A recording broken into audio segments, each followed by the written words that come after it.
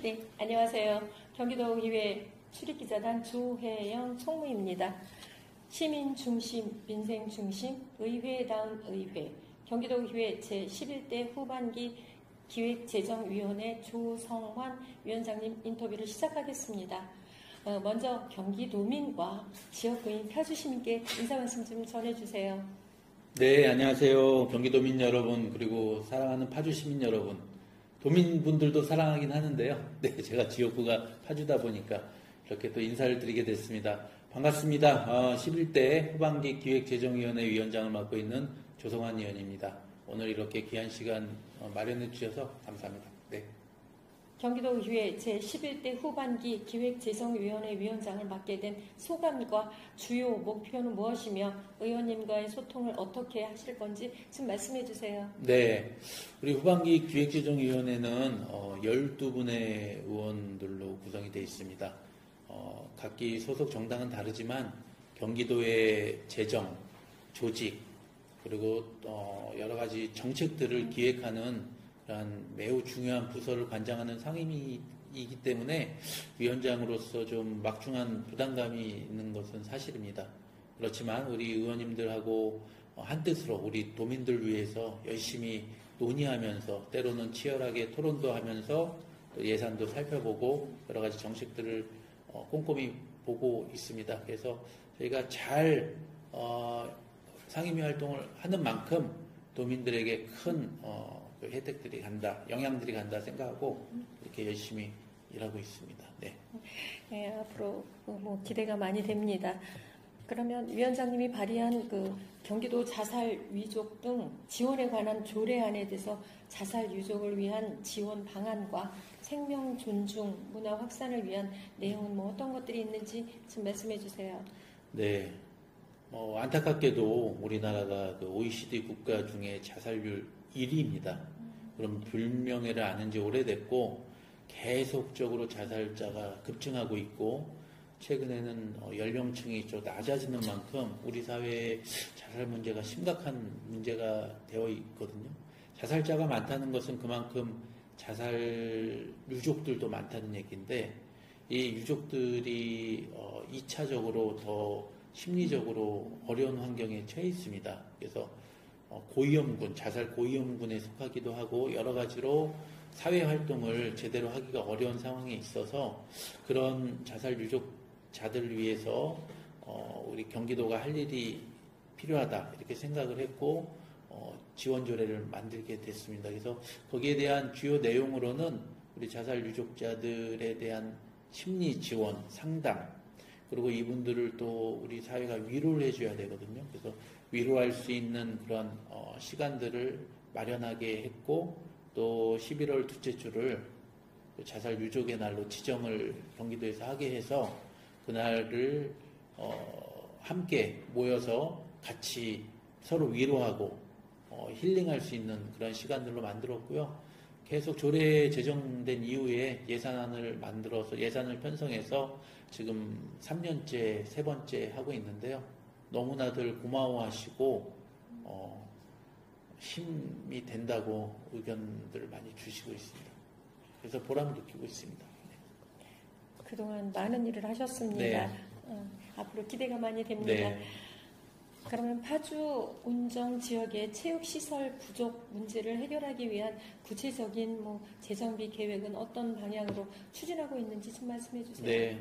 현대사회가 되면서 우리 시민분들이 이제 건강을 위해서 운동을 많이 하시지 않습니까? 그럼 또 그러다 보면 체육시설도 많이 확충이 되어야 되는데 운정 같은 경우에는 이제 신도시다 보니까 인구가 갑작스럽게 많이 늘어나고 있어요.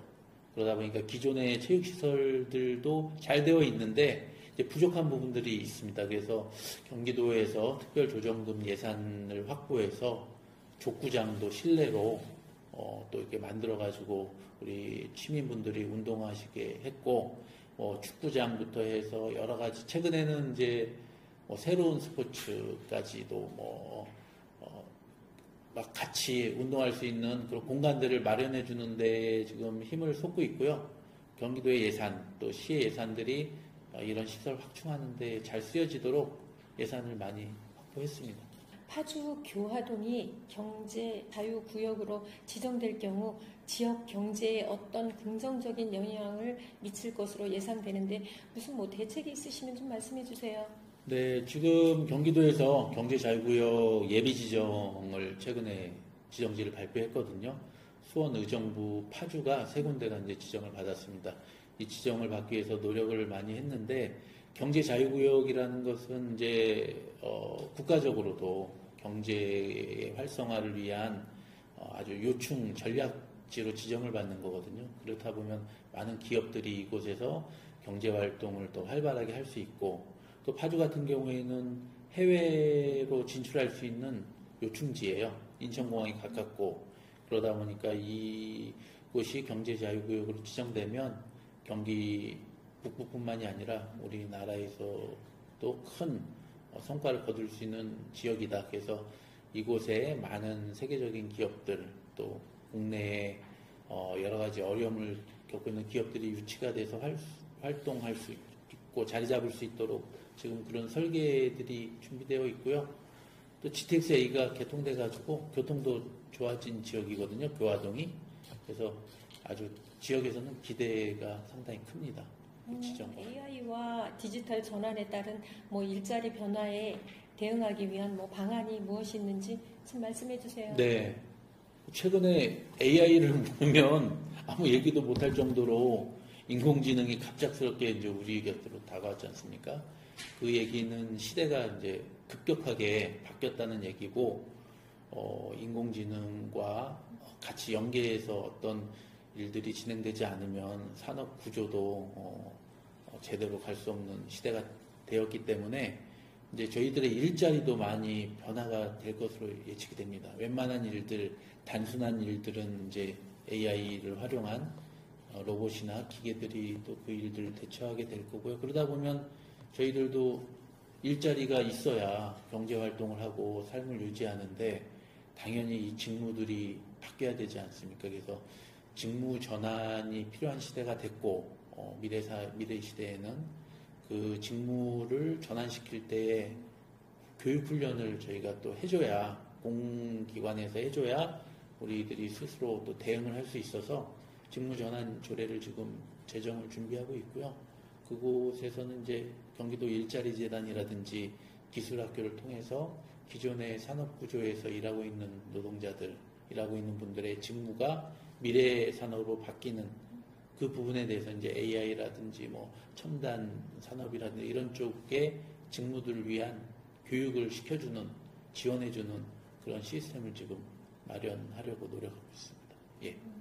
그러면 위원장님, 뭐 경기도의 산업 전환을 위한 직무 교육과 훈련은 어떻게 개선될 것인지 좀 그거에 대한 대안이라든가 있으시면 좀 말씀해 주세요. 네, 아까 말씀드린 바와 같이 이제 조례가 제정되고 일자리 재단에 이제 사업 예산들이 담기게 되면 현재 대표적으로 예를 들어서 말씀드리면 기존 자동차들이 이제 전기차로 다 바뀌지 않습니까? 친환경 시대가 되고 아리백이라든지 이런 산업 구조가 바뀌기 때문에 전기차들이 이제 많아질 텐데 전기차를 정비하는 인력이 없어요. 기존의 자동차를 정비하는 인력들이 일로 전환을 해야 되지 않습니까? 그러니까 그런 프로그램과 장비를 지원해서 이런 분들이 직무를 전환할 수 있게 하고 그다음에 이제 AI라는 새로운 신영역에 대한 이해도를 높일 수 있게 그 분야에 대한 교육 프로그램을 만들어서 제공하게 되고 또 뿐만이 아니라 미래 산업과 관련된 각종 여러 가지 바이오라든지 뭐 새로운 분야에 대한 그런 교육 프로그램들을 만들어서 제공하게 되죠. 그럼 경기도의 인구 감소 문제에 대한 대응 방안으로 추가된 사회적 요인은 혹시 무엇이 있는지 좀 말씀해 주세요. 네, 사실은 뭐 경기도는 인구가 감소되고 있지는 않습니다. 저희가 계속 매월 몇만 명씩 인구가 늘어나는 지역인데 국가적으로 보면 이게 늘어나는 게 아니고 타 지역에 있는 인구들이 경기도로 이동을 하는 거거든요. 그렇지만 이제 국가적으로 보거나 크게 보면은 저출생 문제가 심각하고 또 젊은 청년들이 그러니까 결혼하지 않고 자녀를 낳지 않는 이런 사회 문화적인 요인들이 또 현재는 존재하고 있기 때문에 인구가 계속 감소하게 되는 이런 위기 상황에 사실은 놓여 있죠. 그것이 뭐 경기도뿐만이 아니라 우리 대한민국의 큰 문제이긴 한데 이것이 이제 저출생으로만 생긴 문제는 아니라고 보고 있고요.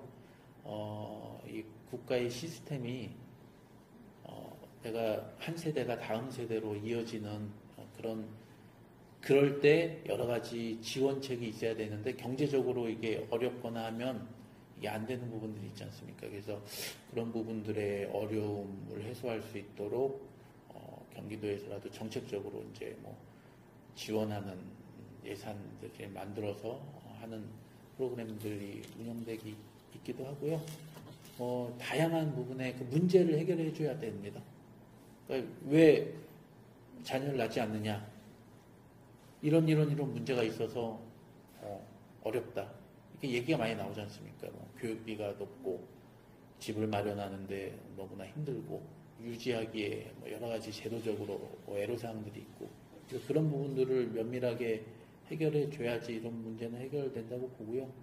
교육 문제나 주거 문제에 대한 큰 관심을 경기도도 좀 가져서 지원을 해줘야 되죠. 그리고 뭐 앞으로 뭐 경기도 내 다양한 현안을 해결하는 데 있어 가장 큰 어려움은 무엇이며 이를 해결하기 위한 무슨 방안이 있으시면 좀 말씀해 주세요.